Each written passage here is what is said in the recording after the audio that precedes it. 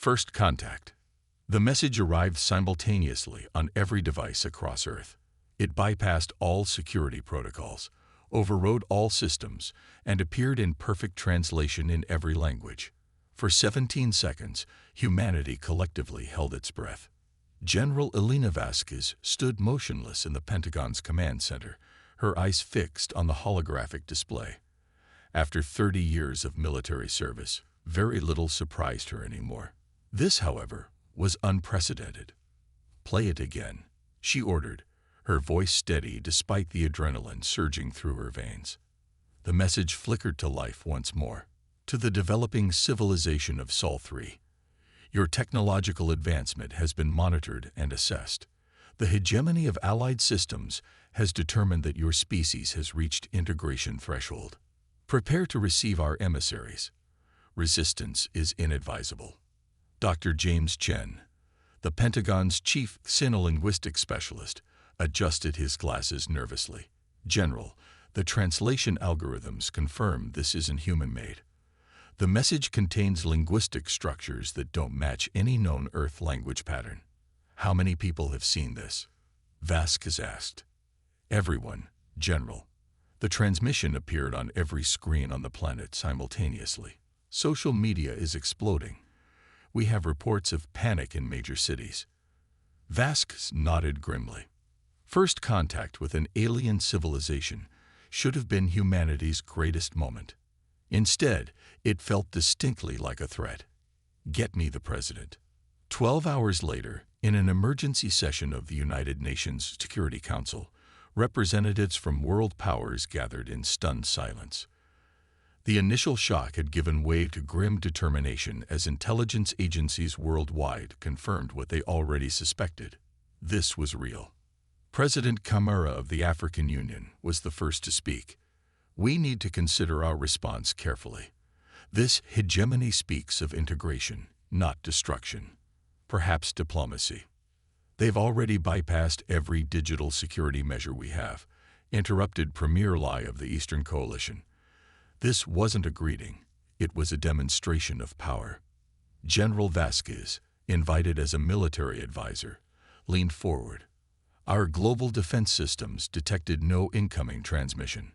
Whatever technology they're using is beyond our current understanding." Dr. Chen, seated beside her, added, "The linguistic analysis suggests a hierarchical social structure. The term hegemony itself implies dominance, and integration threshold suggests they've done this before with other species." The room fell silent as the implications sank in.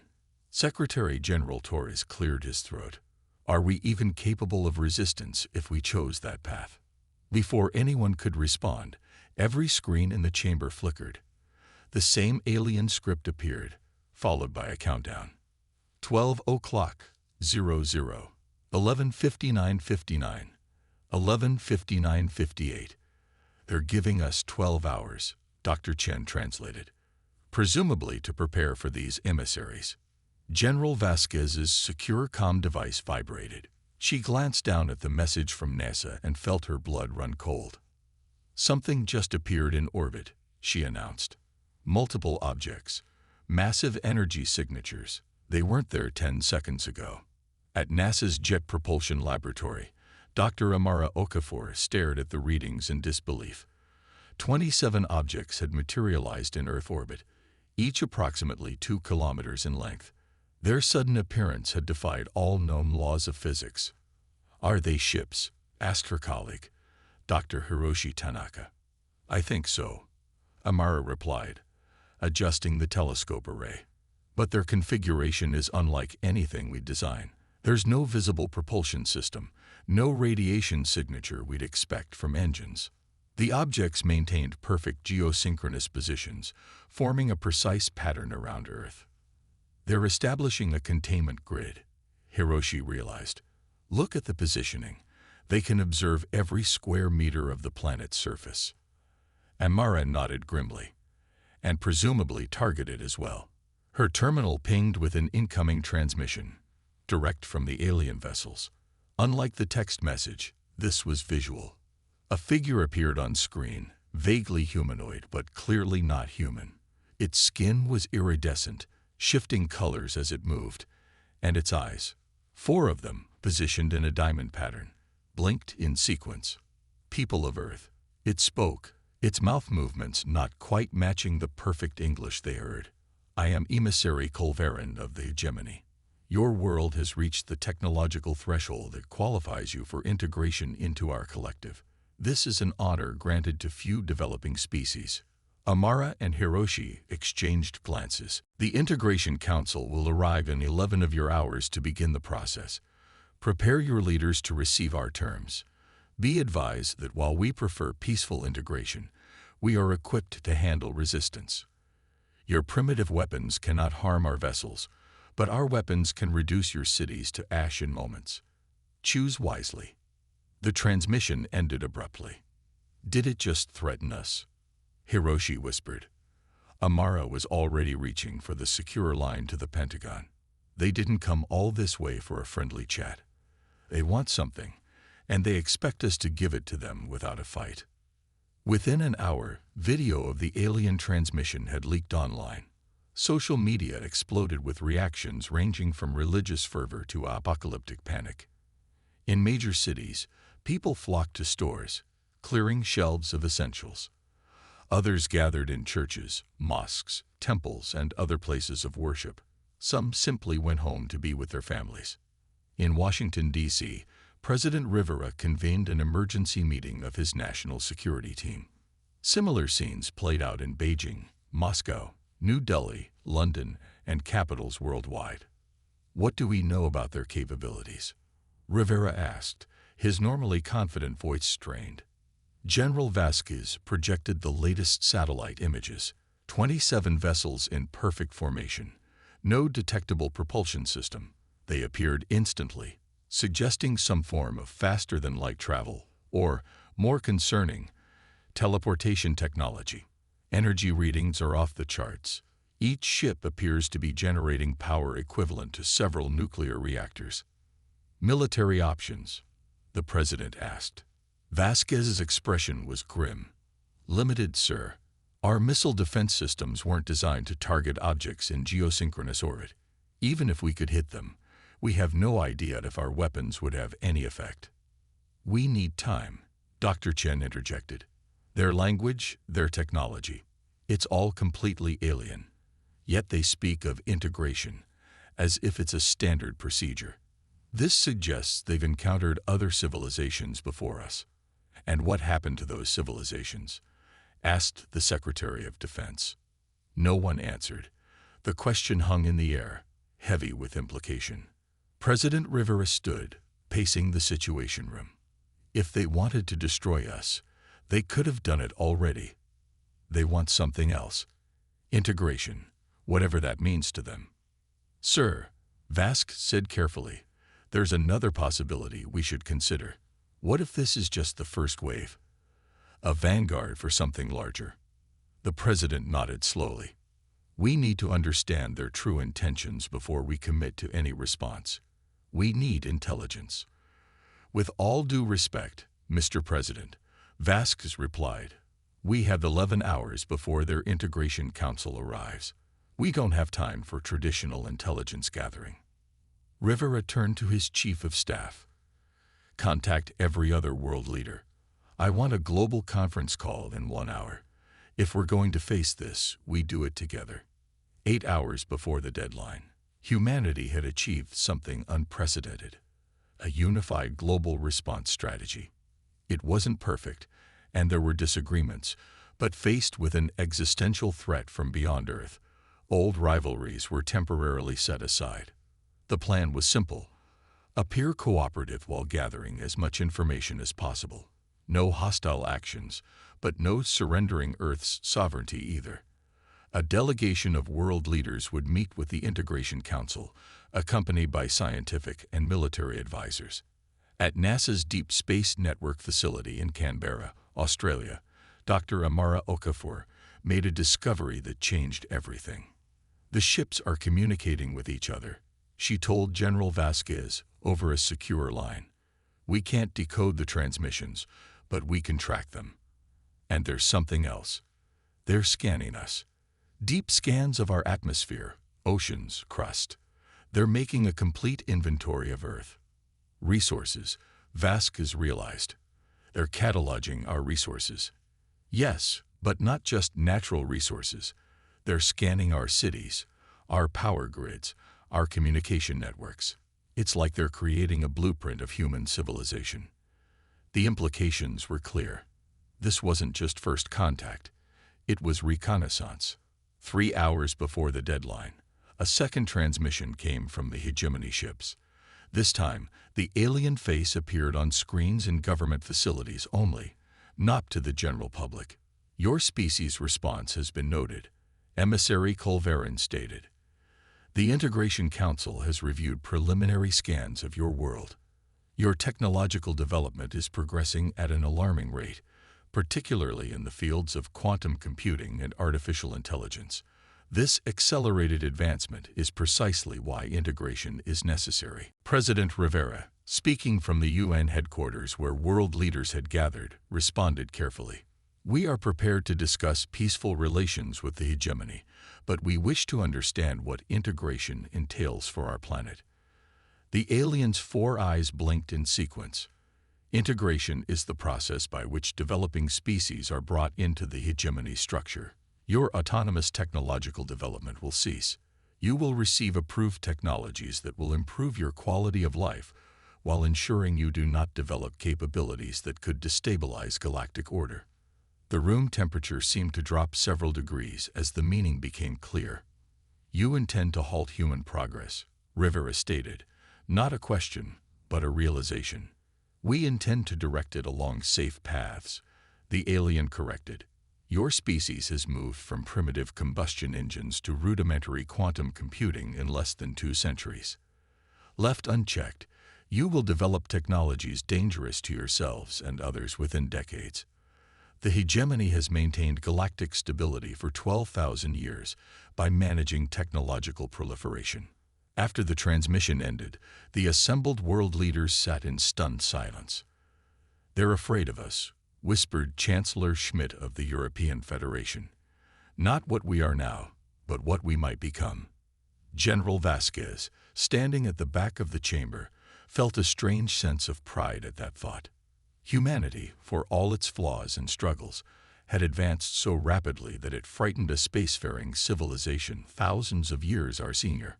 President Rivera addressed the room. We now understand what we're facing. The question is, what do we do about it?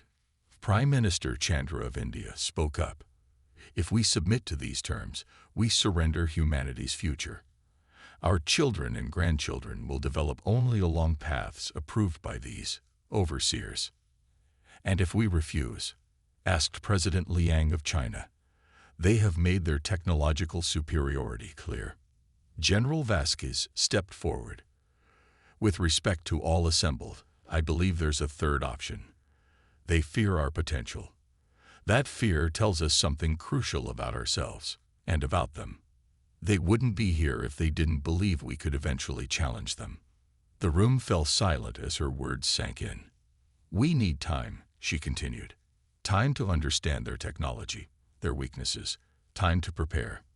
How do we get that time, General? Rivera asked. For the first time since the crisis began, Vasquez smiled slightly. We negotiate.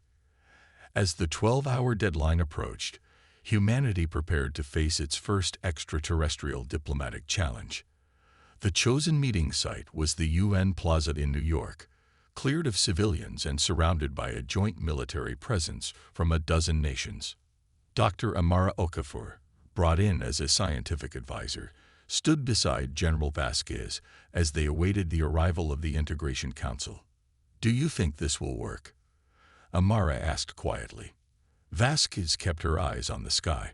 Humans have an extraordinary talent for adaptation, Doctor. Throughout our history, whenever we faced a superior force, we'd found ways to survive, to learn, and eventually to overcome. But we've never faced anything like this. No, Vasquez agreed, but they've never faced anything like us either. Above them, the air shimmered as a craft descended from one of the hegemony ships. Unlike the massive vessels in orbit, this one was smaller, elegant in its design. It landed without a sound in the center of the plaza, and a doorway appeared in its seamless hull. 3 figures emerged, similar to emissary Culverin, but with subtle differences in their iridescent skin patterns. They walked with the confidence of beings accustomed to deference. As the world watched through countless broadcasts, President Rivera stepped forward to meet the Integration Council, flanked by other world leaders. Behind them, scientists and military officers observed carefully, looking for any information that might help humanity in the coming days. Because one thing had become clear to everyone involved. This was not the end of the encounter, but merely the beginning. And whatever the hegemony expected from humanity, they were about to learn a crucial lesson about the species they sought to integrate. Humans don't surrender their future easily, and they certainly don't negotiate when they're backed into a corner. They fight. The ultimatum. General Elena Vasquez had never seen anything like the 3 aliens standing before humanity's leaders in the United Nations Plaza. Their iridescent skin shifted through colors that shouldn't exist together, and their 4 eyes moved independently, constantly scanning. The central figure, taller than the others, addressed the assembled human delegation. "I am Arbiter Anxvosh of the Hegemony Integration Council. You stand at a pivotal moment in your species' development." President Rivera stepped forward. "We welcome peaceful exchange with your civilization.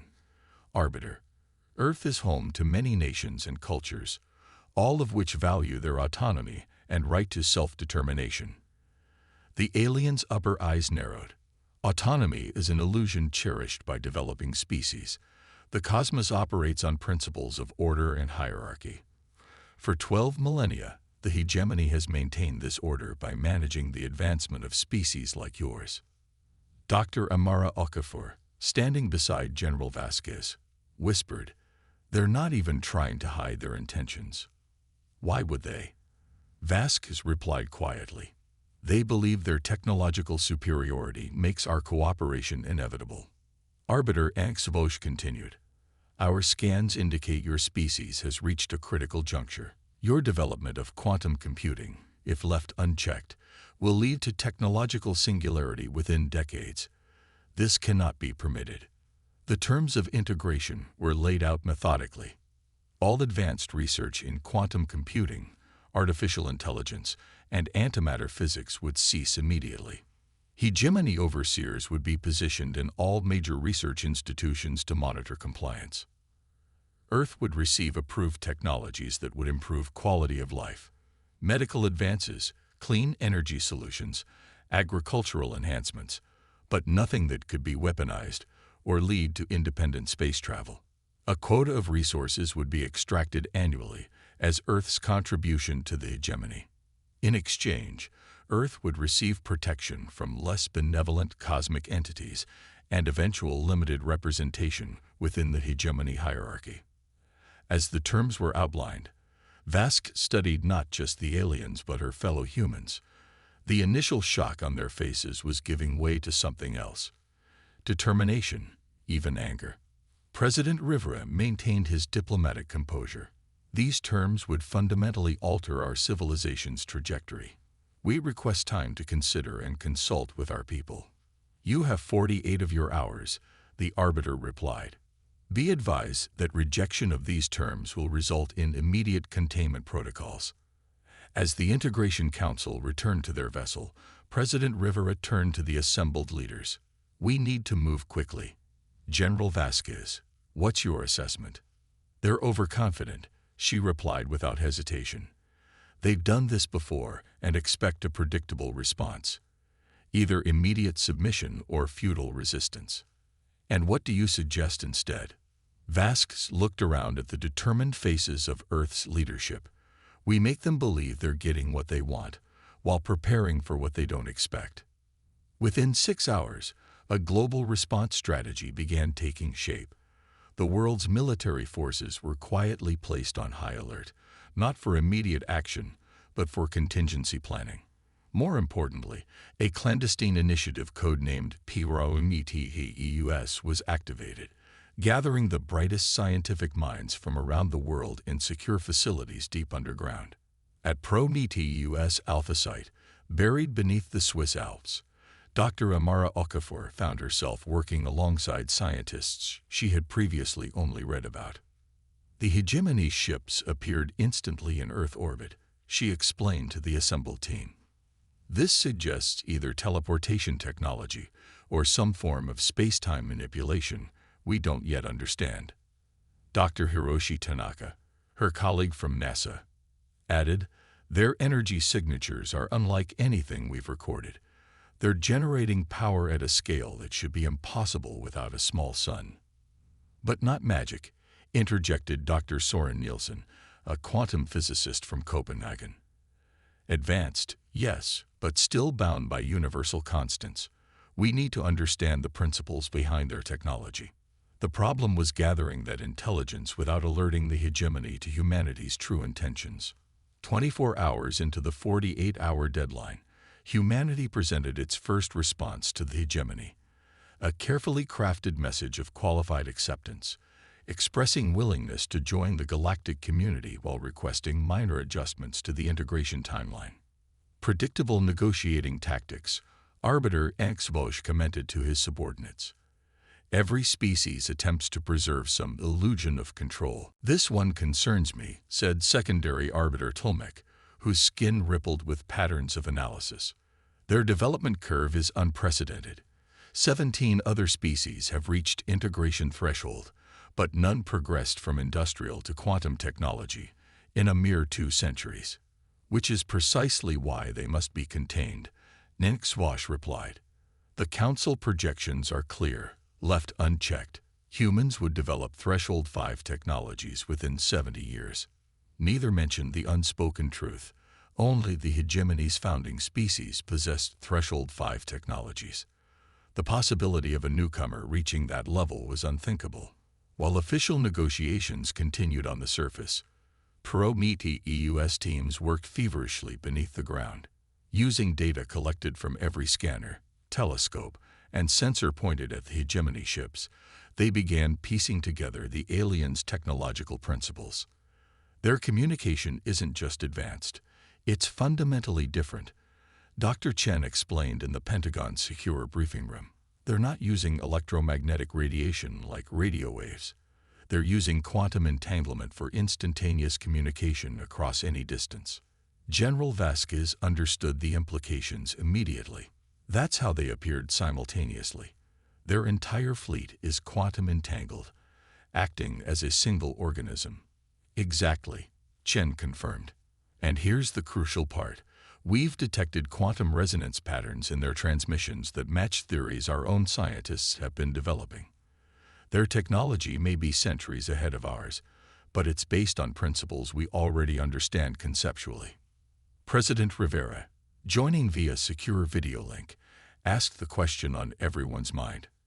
"Can we use this information to develop a defense?" Dr. Chen hesitated. "Not directly, not in the time we have. But we might be able to disrupt their systems temporarily, create blind spots in their surveillance net." "How long would these disruptions last?" Vasquez asked. "Minutes at most. Their systems would self-correct." "Minutes might be enough," the general mused, "if we're strategic about when and where we create these blind spots." In New Delhi, Dr. Aisha Khan, a leading expert in quantum computing, made a breakthrough that changed everything. Working with data collected from the hegemony ships, she discovered a pattern in their quantum processing algorithms. "They're efficient, but rigid," she explained to her Prometheus colleagues via secure link. "Their quantum systems follow predetermined computational paths, incredibly fast, but lacking adaptability." Dr. Nielsen immediately grasped the significance. "They've optimized for speed, not creativity. Their computational approach is like a superhighway, extremely efficient for known destinations, but useless for exploring uncharted territory. Which explains why they fear human development," Amara realized. "Our approaches may be less advanced, but they're more innovative. We take computational paths they wouldn't consider." For the first time since the hegemony's arrival, the scientists allowed themselves to feel a glimmer of hope. The aliens' technology was advanced, but not infallible. Their thinking had patterns, limitations, and limitations could be exploited. As the 48-hour deadline approached, humanity presented its official response to the Integration Council. On the surface, it appeared to be a reluctant acceptance of the hegemony's terms, with requests for minor concessions that the aliens would likely dismiss. Arbiter HFY received the response exactly as expected. They will submit, he informed the Hegemony Command. Implement Phase 2 of integration. Within hours, smaller vessels descended from the main hegemony ships, landing near major research facilities around the world. From them emerged alien overseers, each accompanied by floating devices that humans quickly dubbed monitors, spherical objects that radiated a soft blue light and seemed to scan everything in their vicinity. The monitors are collecting data on our technology, Dr. Chen reported after initial observations. But they're also doing something else. They're emitting quantum fields that interfere with certain types of research equipment.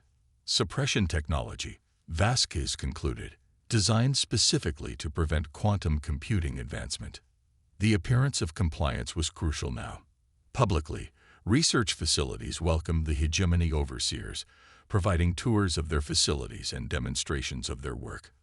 Meanwhile, critical research equipment and key personnel had already been relocated to the Pyramidi US sites.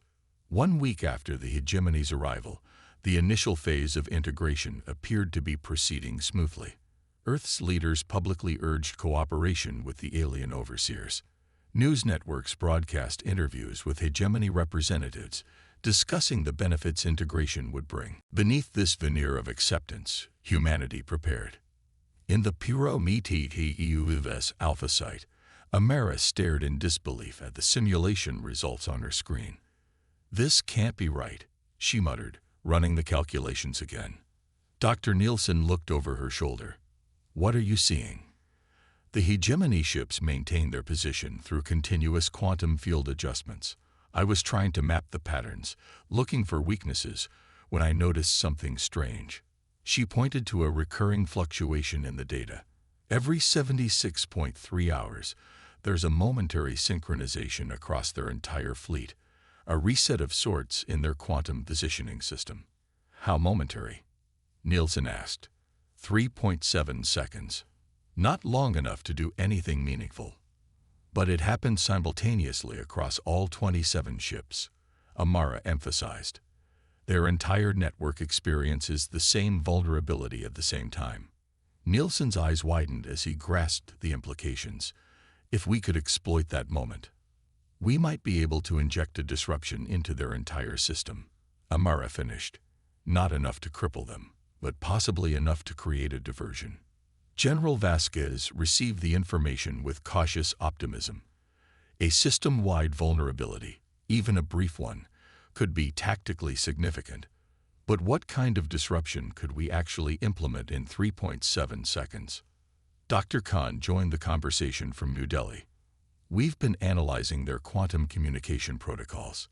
They're extraordinarily advanced, but they follow predictable patterns. I believe we could inject a false data signature during the synchronization window, essentially creating a ghost signal in their system." "What would that achieve?" President Rivera asked. "Confusion." Khan replied simply. "Their systems would detect an anomaly, but wouldn't be able to immediately identify its source. They'd have to run diagnostics, which would divert computing resources. A distraction." Vasquez nodded. "But a distraction for what?" The answer came from an unexpected source. Dr. Hiroshi Tanaka, who had been analyzing the hegemony's resource extraction plans, discovered something critical. "They're not just here to halt our technological development," he explained. "They're planning to extract helium-3 from our moon, massive quantities of it. Their ships are positioning mining equipment in lunar orbit. Helium-3 is a potential fuel for fusion reactors," Amara noted. "Yes, but they're extracting far more than they would need for energy purposes," Tanaka continued.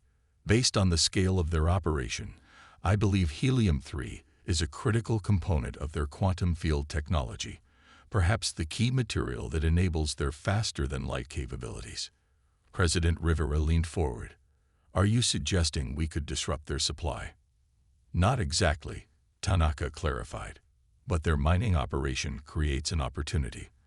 The process generates specific radiation signatures that could mask other activities, like launching our own satellites.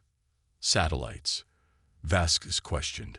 What good would conventional satellites do against their technology?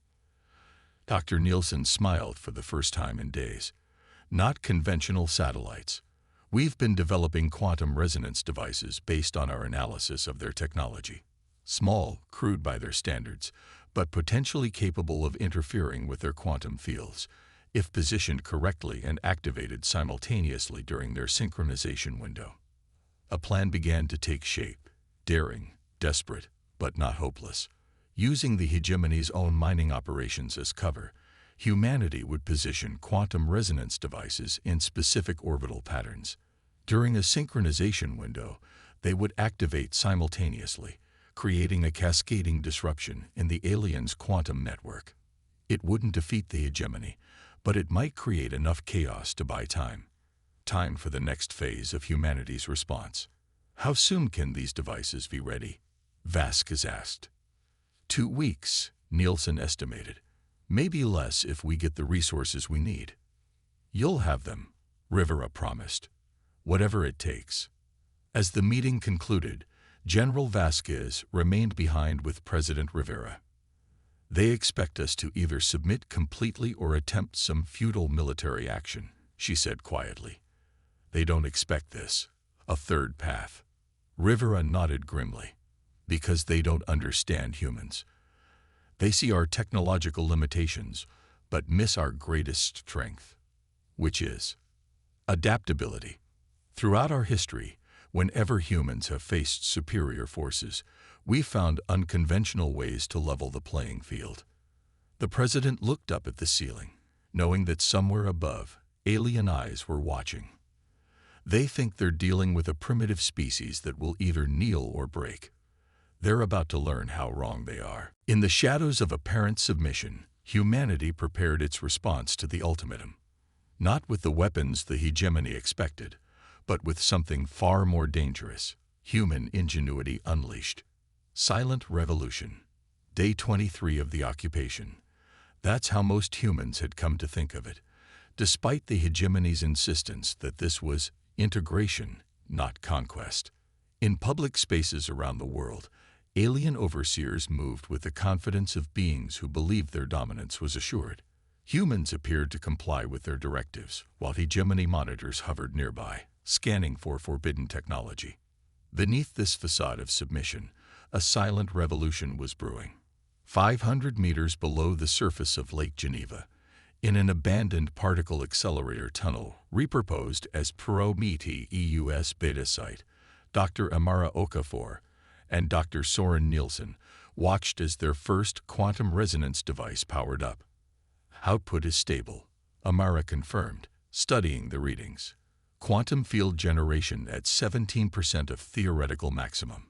Nielsen nodded, eyes fixed on the device, a cylinder barely larger than a coffee thermos, pulsing with a subtle blue glow. 17% is enough for our purposes.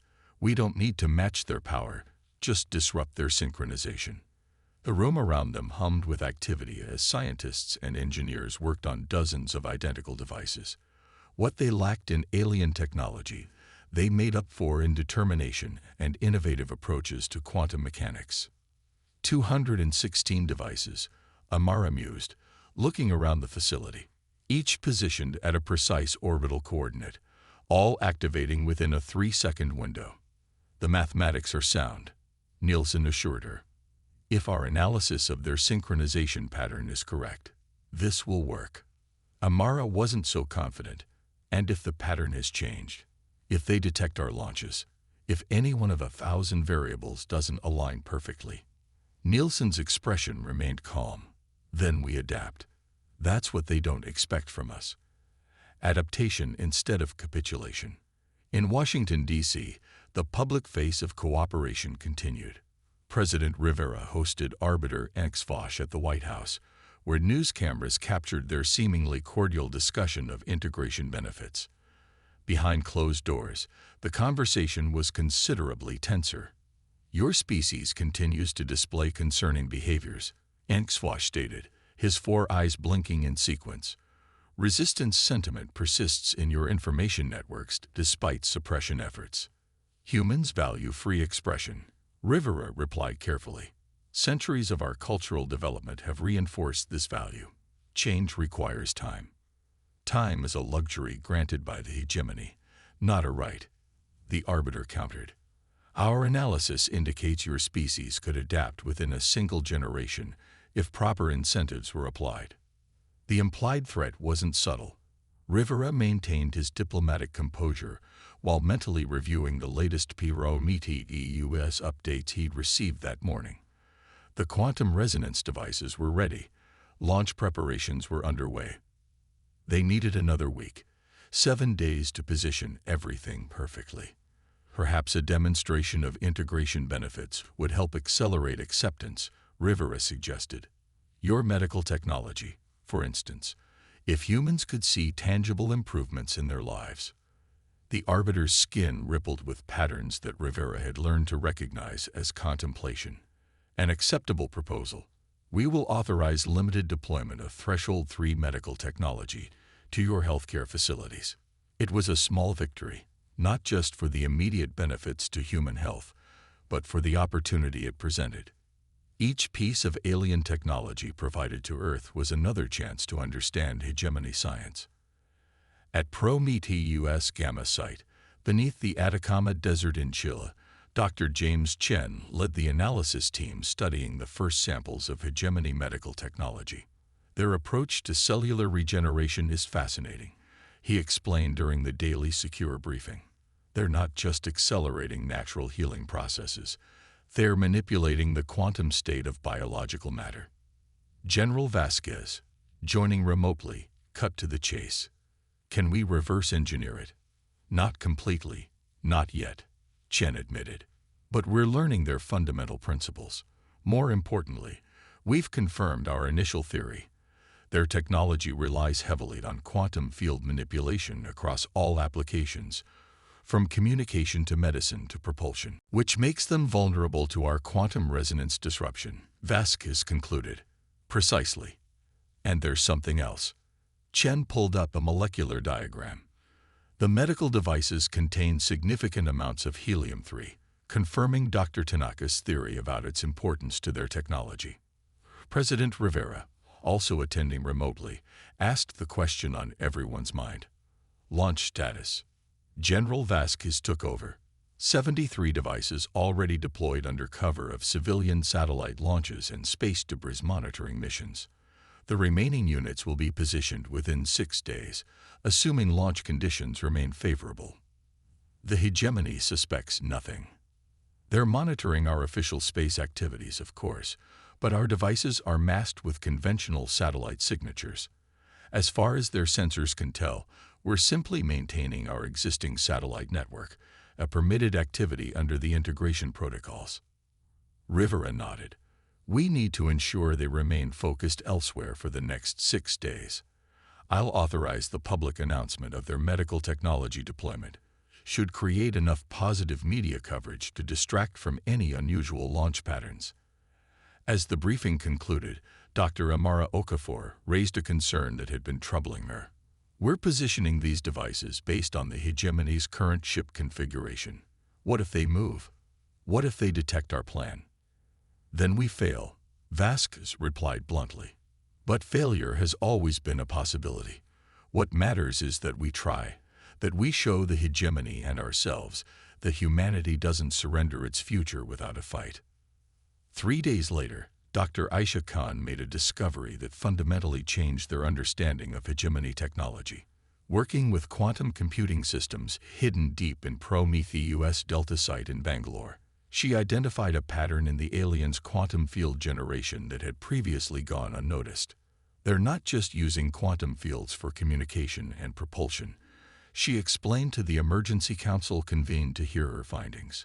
They're using them to predict probabilistic outcomes, essentially calculating the statistical likelihood of various events. They can see the future, President Rivera asked incredulously. Not exactly, Khan clarified. Think of it more like advanced weather forecasting. They can't predict specific events with certainty, but they can calculate probability distributions, which events are more or less likely given current conditions. The implications were immediately clear to everyone. General Vasquez voiced the collective concern. If they can calculate probabilities, they might anticipate our plan. I don't think so, Khan replied, surprising everyone. Their probability calculations focus on macro-level events with significant data points. They're looking for large-scale resistance, military actions, mass non-compliance, overt technological development. Our plan operates below their probability threshold. She pulled up a simulation on her screen. They're so focused on looking for conventional threats that they've created a blind spot. They don't consider our quantum resonance devices significant because, individually, each one is too primitive to register as a threat. It's only when activated simultaneously that they become dangerous, and that kind of coordinated action falls outside their prediction models. For the first time since the hegemony's arrival, a genuine sense of hope spread through the Puro-Miti EUS network. Humanity had found not just a technological vulnerability, but a conceptual one. The aliens' inability to anticipate human ingenuity. On the moon's far side, beyond the direct observation of hegemony ships, a small team of astronauts worked in absolute secrecy. Officially, they were conducting routine maintenance on the International Lunar Research Station. In reality, they were preparing the final and most crucial component of humanity's plan. Commander Sophia Lin, a veteran of 3 lunar missions, supervised as her team installed a quantum amplification array in the regolith-covered cavern beneath the station. Final calibration complete, reported Dr. Victor Mensah, checking the readings on his tablet. When activated, this will multiply the effect of our resonance devices by a factor of 7. Lin nodded, her expression solemn beneath her helmet visor. Confirmation code. Prometheus rising, Mensah replied. Awaiting final synchronization signal. The lunar array was humanity's ace, unknown to the hegemony and powerful enough to transform the brief disruption caused by the resonance devices into something far more significant. If everything worked as planned, the aliens' quantum network would experience not just a momentary glitch, but a cascading failure. How long will the disruption last? Lin asked. Theoretical models suggest between 7 and 12 minutes. Mensah answered. Not long, but enough time for Phase 2. Phase 2, the deployment of Earth's nascent defensive system. While the hegemony's attention had been focused on preventing quantum computing advancement, humans had been developing something far more basic, but potentially just as effective. A network of electromagnetic pulse generators, positioned strategically around the globe and designed to target the alien overseers and their monitoring devices during the window of vulnerability. Day 29. In Manhattan, Arbiter Anx Vosch addressed the United Nations General Assembly, outlining the next phase of integration. His speech was broadcast globally, carefully crafted to emphasize benefits while glossing over the fundamental loss of human autonomy. The hegemony brings order to chaos, he declared, his iridescent skin shifting through patterns of authority. For 12 millennia, we have guided developing species toward their appropriate place in the galactic hierarchy. Earth now stands at the threshold of a new era, an era of stability, prosperity, and purpose. In the audience, General Vasquez sat stone-faced, listening not to the words but counting down the minutes. The next synchronization window would open in less than 6 hours. All 216 resonance devices were in position. The lunar amplifier was ready. Phase 2 preparations were complete. After the speech, as diplomats and officials mingled in the reception hall, Vasquez overheard a conversation between 2 hegemony officials speaking through their translation devices. The humans are adapting faster than projected, one said. Integration compliance is 17% above baseline predictions. A promising indication, the other replied. Perhaps this species will achieve assigned status ahead of schedule. That remains to be determined. The compliance metrics may indicate genuine acceptance or strategic deception.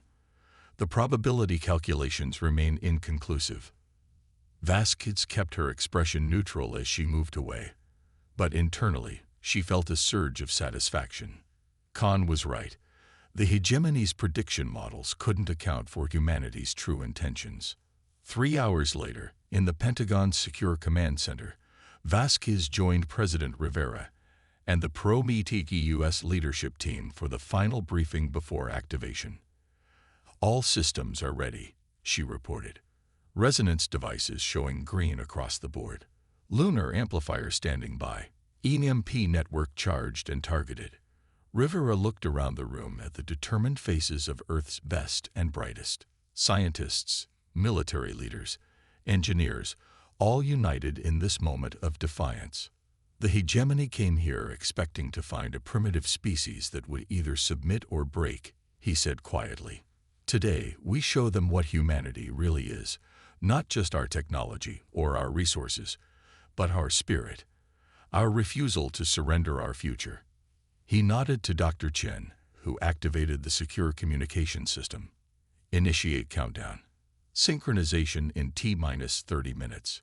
Aboard the Hegemony command vessel, Arbiter HFY received a routine update from the system's predictive analytics. Human compliance metrics continue to trend positively, reported his subordinate.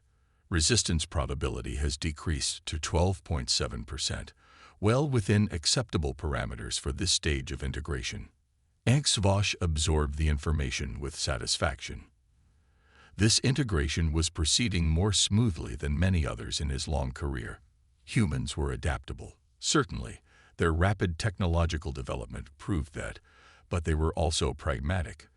They recognized the futility of resistance against the hegemony's superior technology. Begin preparations for Phase 3 implementation, he ordered. The resource extraction quotas can be increased by 15% given the compliance levels. A subtle vibration rippled through the ship, so slight that most species wouldn't have noticed it. But HFY's sensory perception was highly attuned to the quantum field that maintained the vessel's position. System status, he demanded. Routine synchronization approaching, his subordinate replied. All parameters normal. HFY settled back, dismissing the momentary concern. The synchronization process had occurred flawlessly for centuries, a brief realignment of the quantum fields that connected the hegemony fleet. A necessary maintenance procedure, nothing more. He had no way of knowing that humans had been counting the seconds to this precise moment for weeks. In the command center, Dr. Amara Okafor watched the countdown reach 0. Synchronization window opening now, she announced. Duration, 3.7 seconds. General Vasquez gave the order. Activate. Across Earth orbit, 216 quantum resonance devices activated simultaneously, each generating a field that, while primitive by hegemony standards, was precisely calibrated to interfere with the aliens' synchronization process. Alone, each would have been insignificant, a momentary localized disturbance easily corrected by the advanced systems. But they weren't alone. And they weren't the only factor. On the lunar far side, Commander Lin received the signal. Prometheus rising confirmed. Amplifier activating. The quantum amplification array buried beneath the lunar surface powered up, multiplying the effect of the resonance devices sevenfold and creating a harmonic pattern that rippled through the hegemony's quantum network like a stone thrown into a still pond. In orbit and on Earth's surface, the effect was immediate. The hegemony ships visibly flickered, their perfect positioning disrupted as their quantum fields experienced cascading interference patterns. The monitoring devices accompanying alien overseers suddenly dropped from the air, their levitation systems failing as the quantum network they depended on destabilized. Phase 2, Vasquez ordered. Across the globe, EMP generators activated, targeting the temporarily vulnerable alien technology. hegemony communication systems went dark. Their transportation platforms ceased functioning.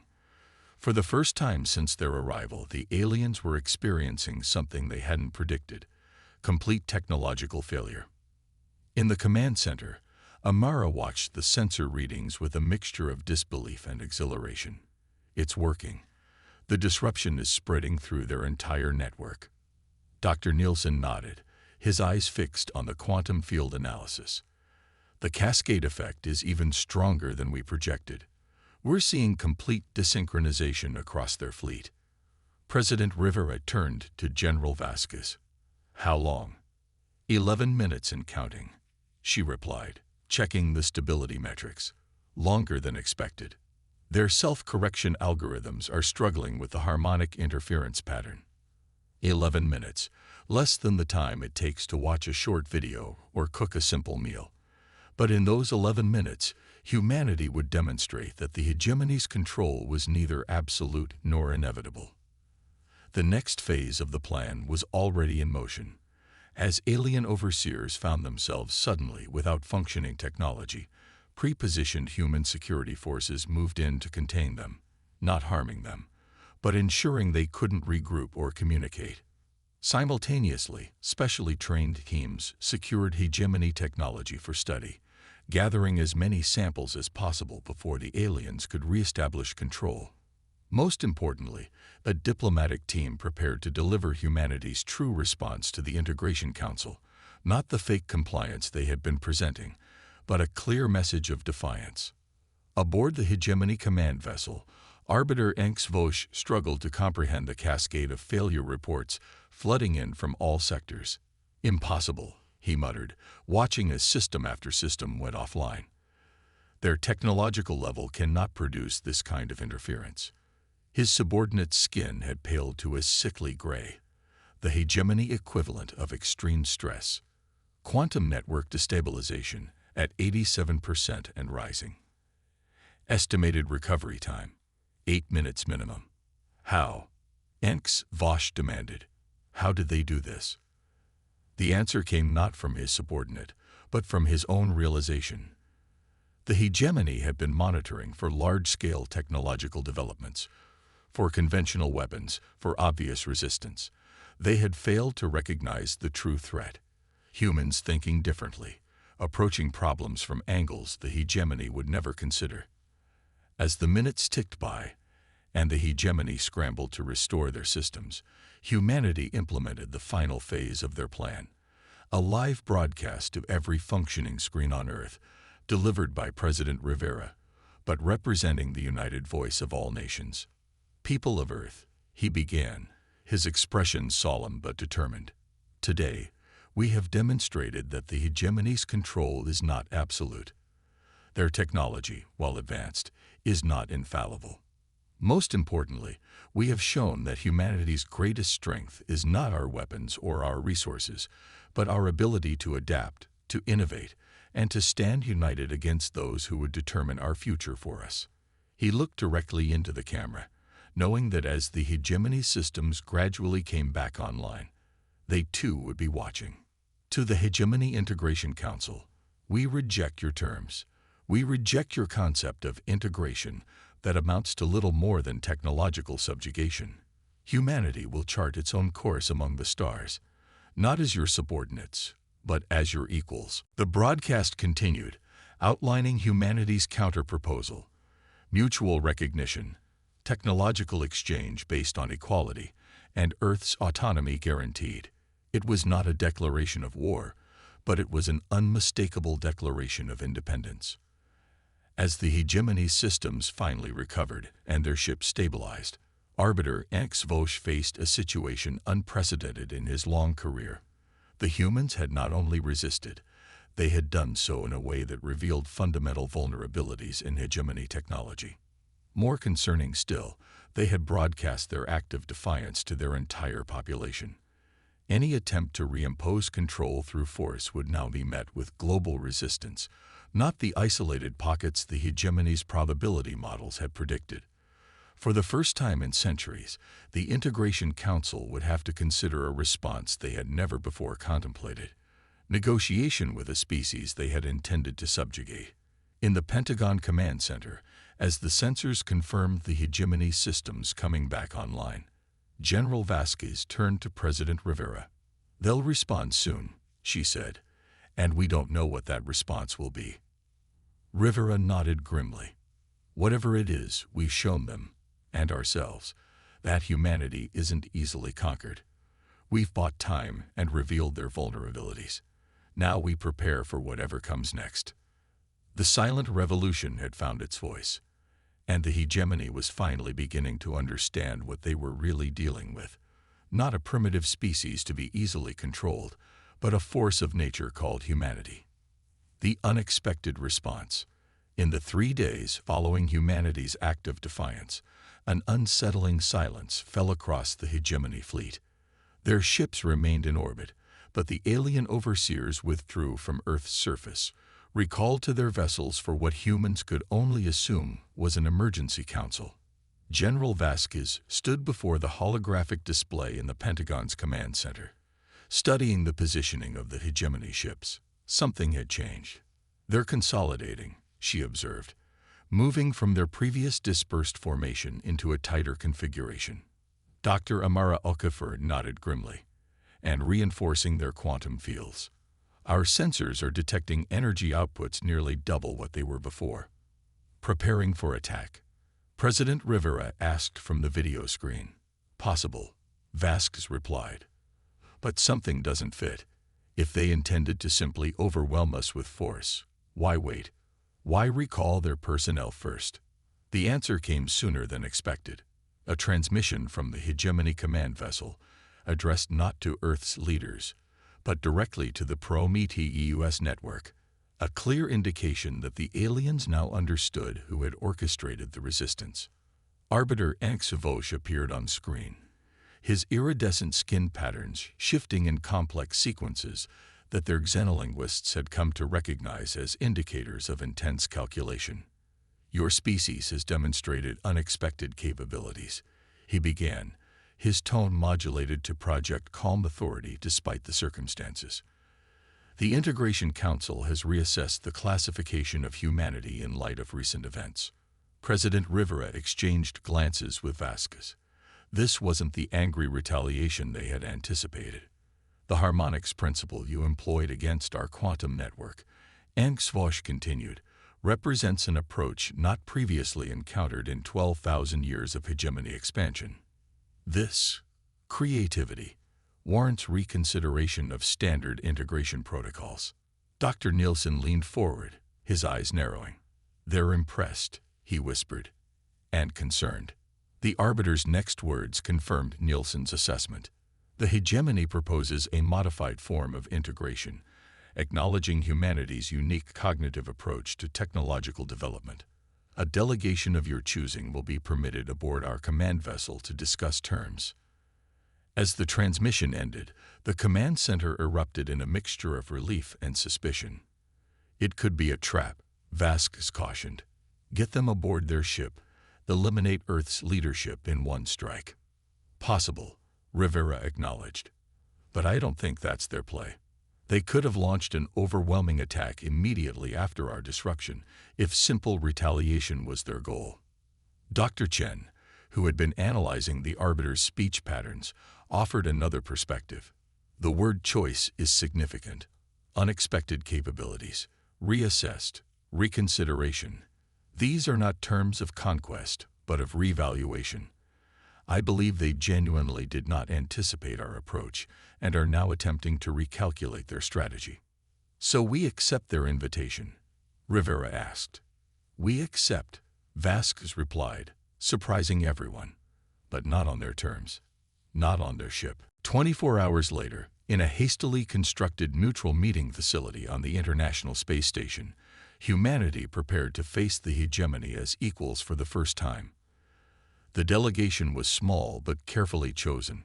President Rivera representing political leadership, General Vasquez for military perspective, Dr. Amara Okafor, and Dr. Soren Nielsen for scientific expertise, and Dr. James Chen for communication analysis. The hegemony delegation arrived via a small transport vessel that docked with practiced precision. Arbiter HFY led 3 other aliens into the meeting chamber, their movements fluid despite the station's artificial gravity. "You have chosen an interesting venue for our discussion," HFY observed, his 4 eyes scanning the cramped confines of the space station. "Primitive by our standards, yet symbolic of your species' determination to reach beyond your planet despite technological limitations. We built this station through the cooperation of nations that were once enemies," Rivera replied. "It represents humanity's ability to overcome not just physical limitations, but historical divisions, a relevant symbol for today's discussion." The negotiations that followed were unlike any diplomatic exchange in human history. The hegemony representatives approached the discussion with a blend of condescension and newfound wariness, still confident in their technological superiority, but now uncertain about humanity's potential. "Your quantum resonance attack was innovative," HFY acknowledged. "Crude in execution, but conceptually advanced. Our analysts remain puzzled by how your scientists identified the synchronization vulnerability." Dr. Nielsen responded carefully, revealing enough to demonstrate human capability without exposing their complete understanding. "We observed patterns in your quantum field emissions. The rest was mathematical extrapolation." The alien's skin rippled with what Chen had identified as their equivalent of surprise. "Your species developed this analysis within weeks of first exposure to our technology, without access to advanced quantum computing. Humans excel at pattern recognition," Amara explained, "and we approach problems from diverse perspectives rather than standardized methodical processes. What we lack in computational power, we often compensate for with intuitive leaps." This concept clearly disturbed the hegemony representatives. Their entire approach to galactic order was predicated on predictable developmental patterns among species, technological advancement along controlled, predetermined paths. Humanity's cognitive flexibility represented something unpredictable, potentially destabilizing. The negotiations continued for hours, the discussion ranging from philosophical questions of autonomy to practical matters of technology exchange and resource allocation. Throughout, General Vasquez noticed a subtle shift in the alien's demeanor, from dismissive to cautiously respectful. "We propose a modified integration framework," HFY eventually stated. "The hegemony would establish an advisory presence rather than direct oversight.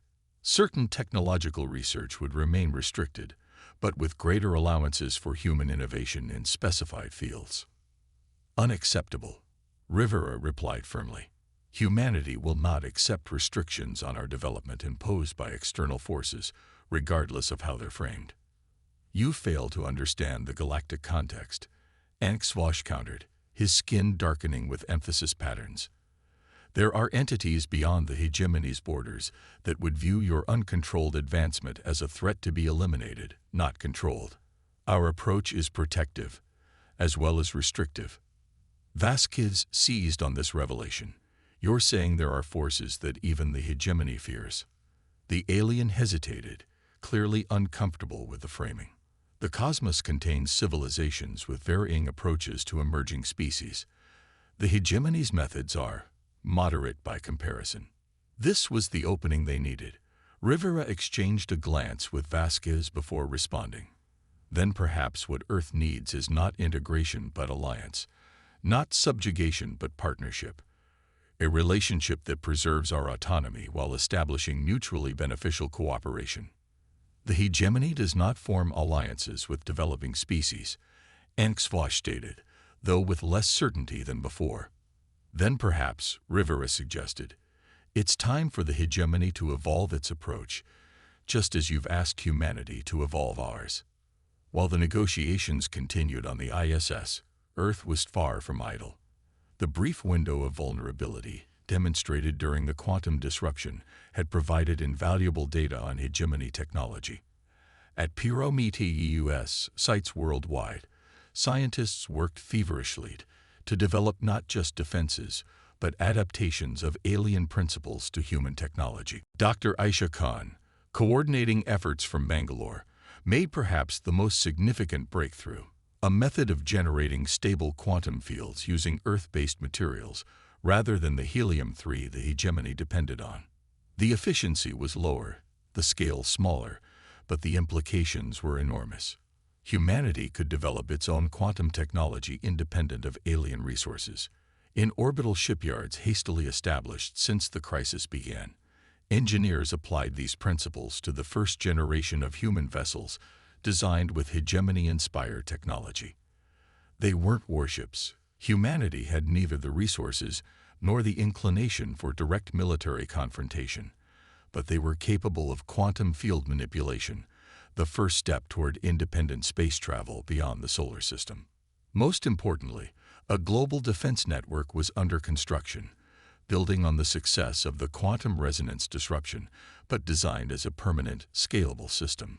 If the hegemony or any other alien force attempted to impose their will through force, they would face not a one-time trick, but a sustained defensive capability.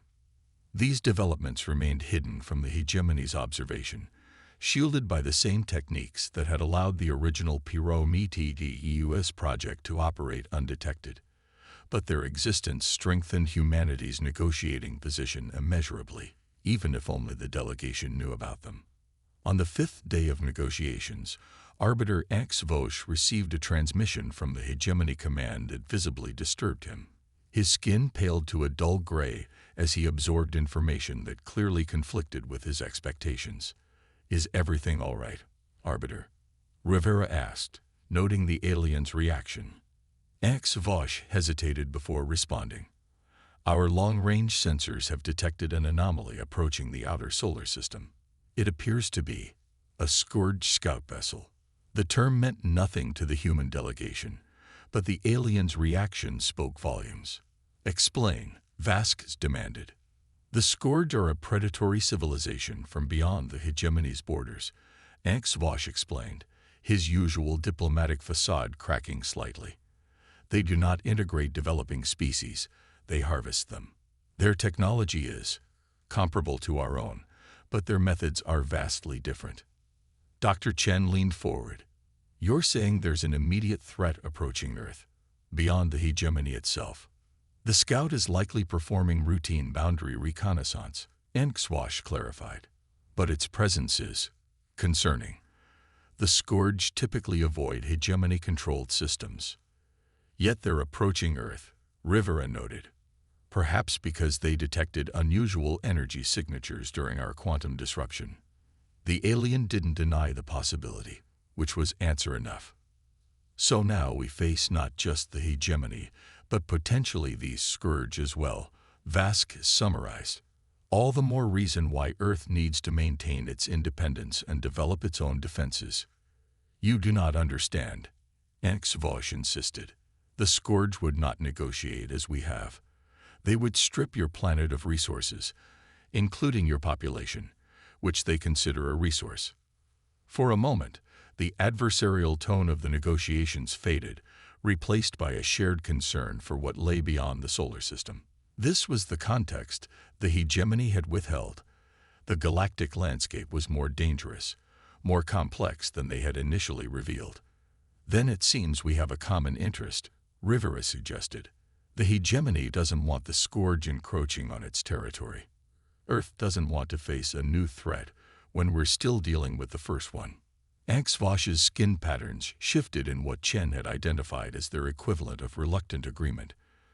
Perhaps an arrangement could be considered. Not integration as previously defined, but a conditional alliance. With Earth maintaining its autonomy, Rivera insisted. "With certain guarantees regarding technological development," X Vosh countered. "With mutual defense obligations," Vasquez added.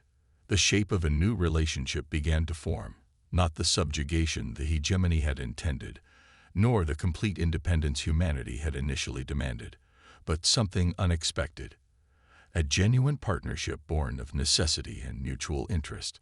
When the delegation returned to Earth 3 days later, they brought with them not just an agreement, but a fundamental shift in humanity's place in the cosmos. The terms were complex, reflecting the nuanced reality they now faced. Earth would maintain political autonomy and the right to self-directed development. The hegemony would provide defensive technology and training to help Earth prepare for potential threats, including the Scourge.